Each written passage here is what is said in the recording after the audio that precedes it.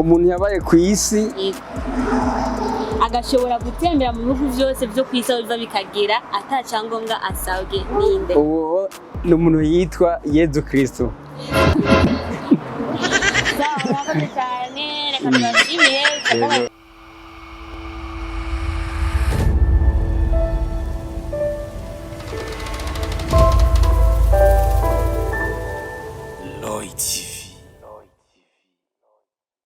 Ndetse ngari kuramutsa abakunzi ba Roy TV, ni Bella shaka kumenyera kuri micro za Roy TV. Una musi special, no musi wa quiz nakoreye imagine turi kuri Gare du Nord aho ngiye gukorera quiz yacu no musi. So kuri micro ni Bella shaka, nyuma ya kamera ni Ismaoji abikora neza cyane. Una musi nakoreye quiz mu bantu mutari mumenyereye, ariko just guma kuri kamera murabe ibandanya. Turabakunda cyane Roy TV weekend. Uyu ni umuntu ngomba nkore nawe quiz. My god, sinzi ko anyemerera but ngomba ngerageze tamukonvenga. Ni sawa? Umeze neza? Nitwa Bella Shaka, ndi journaliste yo kuri Roy TV, namwe mwitwa bande? Kidafashe. Kidafashe iyi ni magaze yanyu Kidafashe mbona usino vyita. Ariko sinjo gushara nzoga kundi munsi. Ibintu ni byiza cyane. So shaka dukane quiz rero. Mfise utubazo tubiri ngomba kukubaza kugira ngo numve ukuntu uza kutwishyura nako baragukurikirana ntibarambirwe, sivyo? Uri tayari? Tayari naso. Sawa. Akabazo kacu rero ka mbere, amazi tunwa agiye mu robine wowe uhora ubona afise ibara risa gute? Amazi gatumye wuguruye nk'iyi robine ukavuma mu gikombe, muri make ajya amazi mu robine asa gute? Barajyayo riragoye gusumenga ntabara bifise. Ntabara bifise? Kubera atabara afise. Je niko sanzo ndabibona.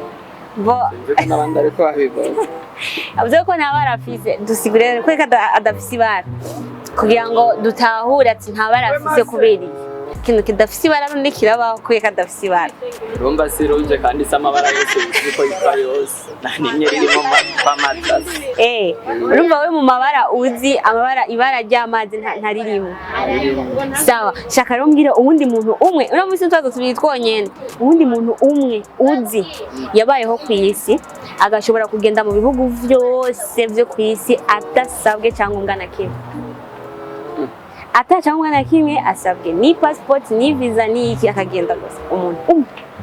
Yes. Oh my god, ni Yesu. Murakoze cyane rero. So guys, uwundi muntu rero ni umunyeshuri avuye ku ishuri, ni sawa? Umeze neza? Kutwenga wari urahaza cyangwa urashonje? Ndashonje. Mu gusonza utwenga? Wow, ni byiza. Habaje naje nitwa Bella Shaka, wamaze kunyumva? Oya. Oh my god, nitwa Bella Shaka, journaliste yo kuri Roy TV, shaka dukane quiz. Hanyuma nanjye nitwa Fid. Fidia wiga he? Mugasenyi. Sawa, Fidia. Shaka ndakubaza ikibazo cya mbere. Fidia wowe burya uzubona amazi tunwa ajya mu ibomba. Wabonye afise ijyahe bara? Nta na rimwe. Kweka ata na rimwe afise. Je nabonye atabara afise. Bya vrai? Sawa. Bo ikindi kibazo cya kabiri ngo ndakubaze. Shaka umbwire umuntu uzi yigeze kubaho ku isi agashobora kujya gutembera mu bindi bihugu byose byo ku isi atacyangombwa na kimwe bamusabye. Uyo muntu ninde? Nawuzi. Guys, nawuzi. Tubandanye na quiz yacu. Urakoze rero. Tutabuje gufungura sivyo? Sawa rero kandi umunsi mwiza. Ni sawa? Umeze neza? Boje nitwa Bella Shaka, journaliste yo kuri Roy TV, namwe mwitwa bande? Ushaka kumenya izina ryawe? Boris. Yitwa Boris. Boris, adukane quiz. Siyaze birishaka kubaza. Sawa. Boris, mu bisanzwe ajya amazi tunwa. Womye uhora ubona sibara risa gute? Iba. Amazi. Amazi asa n'amazi. Mbo turaba ibara ugerageze kuraba amabara dufite ukuntu asa. Raba ibara wogeranye uvuga ati amazi afite ibara. Asa n'ikirere. Asa n'ikirere? Sawa. Ikindi kibazo kigira kabiri. Boris, ni wahe muntu uzi yigeze kubaho ku isi agashobora kugenda mu bindi bihugu byose ata cyangombwa na kimwe asabwe kandi akagenda nta passport nta visa nta akagenda umukuru w'igihugu sawa Boris twabanye kuzinda byagenze neza cyane murakoze Boris umunsi mwiza rero okay nawe urakoze sawa so guys undi munyeshuri ayicari muto cyane ariko tuba ukuntu yishura ibibazo abandi bakuze twabavugishije reka tumwe n'umunyeshuri wacu ukuntu ari bwishure ibibazo ni sawa ego ni sawa umeze neza ego je nitwa Bella Shaka nawe witwa nanje nitwa Inyishu Lionel uvuye ku ishuri ego wiga mu kangahe 7e C Lionel umanda kwa tubazo tubiri uri tayari ego sawa Lionel uriko uravuma amazi ajya tunwa yo mu ibombo uhora ubona afise ibara risa gute amazi ntabaragira kubera iki kiretse aguye mu byondo kuko urabye amazi ntabara uyatorera naho ugenda ukayora hajya kuko agira ibara iyo aguye mu byondo niho agira ibara okay kibazo cya kabiri shaka umbwire nuwahe muntu uzi yabayeho ku isi ashobora gutembera mu bihugu byose byo ku isi atacyangombwa na kimwe asabwe ni Imana gusa Imana navuze umuntu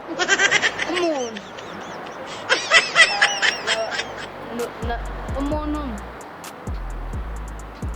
nta n'umwe kwe nta n'umwe guys mpuye n'umustar ngomba ndamukoreshe kwizi amaso kuri ekra rero ni sawa umeze neza jemwe uri umustar mushasha uri gukora ibikorwa neza cyangwa abatakuzi witwa nde abatanze twa Cangwe Cangwe fashion nitwa igishaka Papa Cangwe tugomba Papa Cangwe muri kwizi yacu ngomba ndakwaza tubiri twonyene je nkabandi Bella Shaka journaliste yo kuri Roy TV uri tayari sawa Papa Cangwe shaka umbwire ane amazi tunwa yo mwibomba iyo uri kura yavoma wabonye afise ibara risa gute je ndifuza ko bibaza ko yo sanavera ikaza gira kabiri